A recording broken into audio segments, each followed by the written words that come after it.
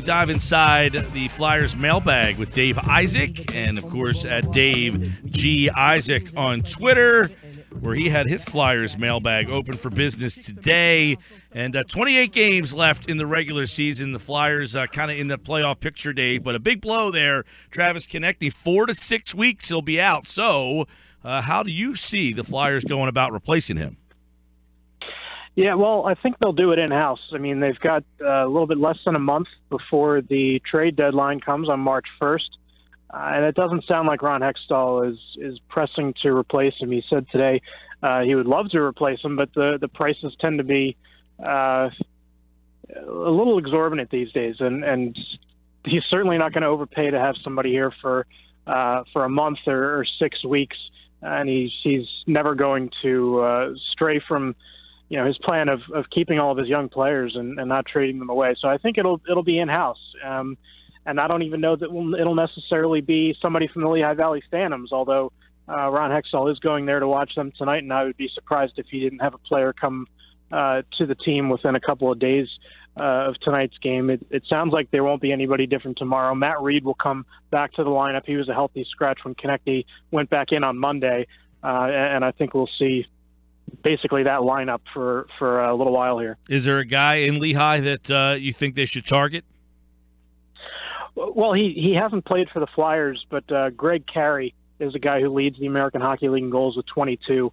I know a lot of fans are looking for Taylor Lear. He's still working his way back from an injury. Jordan Wheel, who I'm not so sure that the Flyers would bring him up in this case because Konecny was a winger and Wheel is a natural centerman, has played center for the Phantoms. I don't think they would stray from that just because he is perhaps the better NHL prospect. I think they want an actual winger there. So I would think that Greg Carey might be the guy, especially if Taylor Lear is still hurt. So Dave Isaac's with us. Courier Post Online is where you can check out his mailbag right now. The Flyers, you think they stay quiet again at this draft? I mean, at this deadline? I mean, do you think they are tempted to do something? I don't think that Ron Hextall's tempted to do something, especially because things haven't gone great recently. And the Flyers they've when you look at them from the big picture and from even when you zoom in on their schedule, very up and down. And that inconsistency has been the only consistency of this entire team. So he's certainly not going to try and bring somebody in for a playoff run, because even if they do squeak into the playoffs, I don't think Ron Hextall, he's a realist. I mean, they're not going to go very far, even if they do get into the playoffs and squeak in. If they have to play a team like the Washington Capitals again, who are probably the deepest team, probably the Cup favorites, in my opinion, it's going to be a short-lived playoff run. So I don't think he's going to break the bank and certainly not sell the farm to try and bring anybody in. If he did something that brought in a guy who was younger, a Matt Duchene kind of guy who's been the rumor du jour for a while now, maybe, because it would also work for the future. But I don't see anything like that. And I'm not sure that he would necessarily get his asking price for a lot of the pieces that he potentially has to sell. The Flyers have a few veteran defensemen who are pending free agents. They have 2 goaltenders who, let's face it, both of them might not come back next season. So I don't know if he's going to get his asking price there. So maybe he does something in regards to that, but he's certainly not going to be a buyer. Dave Isaac's with us. You mentioned the goalies. You can't have a Flyers conversation without the goalies. Mason Neuvirth, about a month ago, Mason was the guy. He didn't have to look over his shoulder. I think since that day, all he's had to do is look over his shoulder, or at least from the bench, because Neuvirth it looks like he's taking over. So break down this goalie situation for us as you see it right now. They're very much still in the same place that they were in October. We're hoping that somebody is going to take the ball and run with it here. And each of them have made it about 4.5 yards before the other one ends up taking the ball. So I don't know. You're right. It has looked like Michael Neuvirth recently. Neuvirth was ill and missed practice today. I think Steve Mason was planned to go in tomorrow anyway. I think he'll see his first start in the last 4 games. If he plays very well, maybe he sticks in there. It seems like Dave Hextall's riding the hot hand. But either way, I think that Steve Mason has probably been a little too inconsistent to earn a long-term contract with the Flyers. Michael Neuvirth, I don't think there's any question that he's probably the more talented of the 2 goalies, but he's made of glass and gets hurt every 5 minutes. So I don't think the Flyers are going to be busting down the door to bring him back either. Next year might be a year similar to this. It might be, because I think they're going to have a couple more rookies on defense. I think their goaltending is still obviously a question mark. It may be another year like this next year. Yeah, I mean, going back to the goalie situation, you just said this next year could be another year like this. Do you think Hextall is a little too patient? I mean, I think at first we were like, oh, this is nice. A guy who's just not willing to just wheel and deal and bring in some over-the-hill guy just to get to the playoffs. And now it's like there's the other extreme of, well, hey, there are middle-of-the-road things. There's like he's either on one end or the other. It doesn't seem like there's a lot of middle ground for Hextall. Well, yeah, but what's he supposed to do on the other hand? I mean, how many young defensemen can you carry? He's still dealing with some bad contracts that were left over from the Paul Holmgren era. Okay. I mean, next year, I think you'll see more development. I mean, this isn't a Sixers tanking situation. You're going to see more of these young players next year.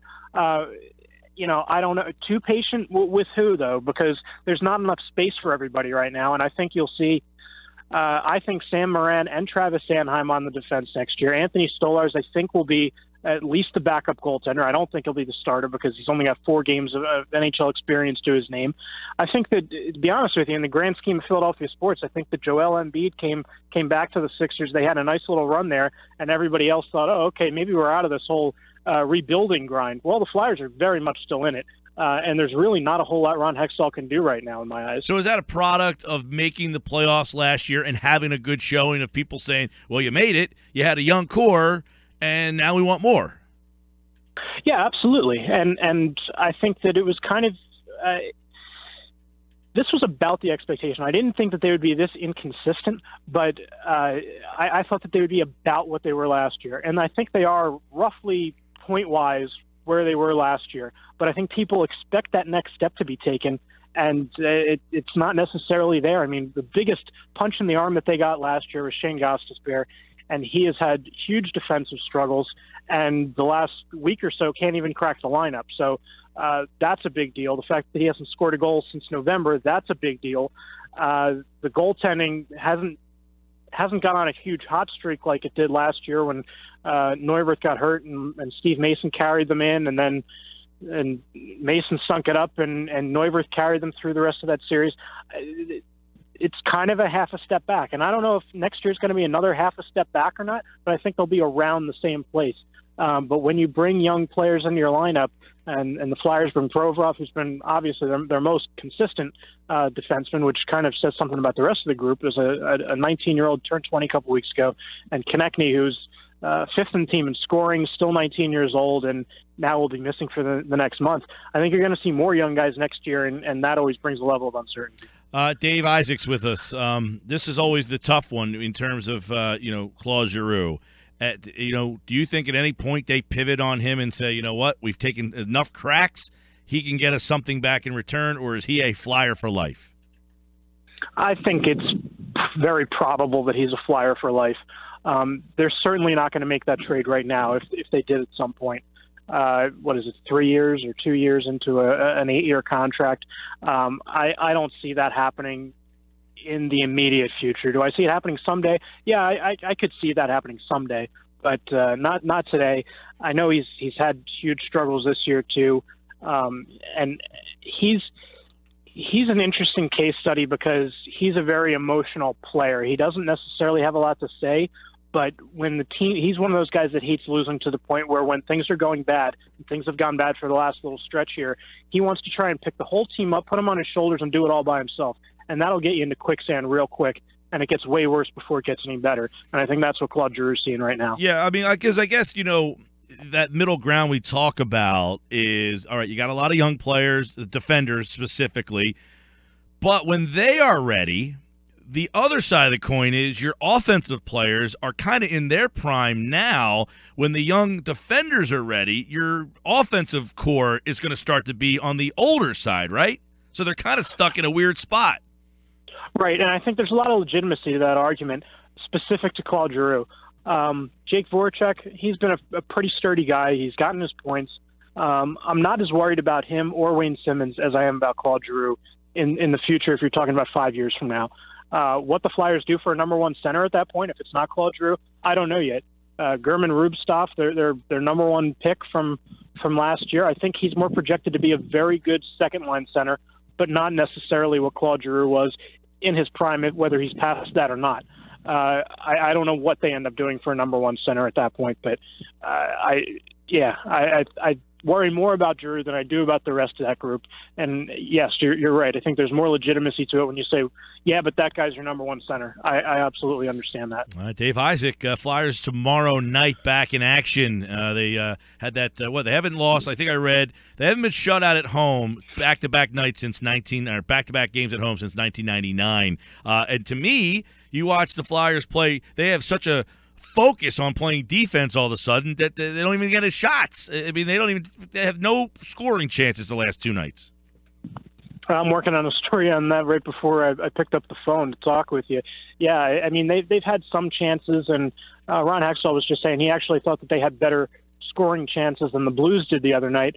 I'm not so sure about that. I mean, you see that they're quantified in different ways, but well, yeah, because they're focusing so much on they're focusing so much on defense, right? You know. All right. Well, tomorrow night they got 28 left, man. 28 left. We'll see in the trade deadline, March 1st. We'll see if something happens there. Dave Isaac at Dave G Isaac on Twitter. Take care, pal. Thanks for having me.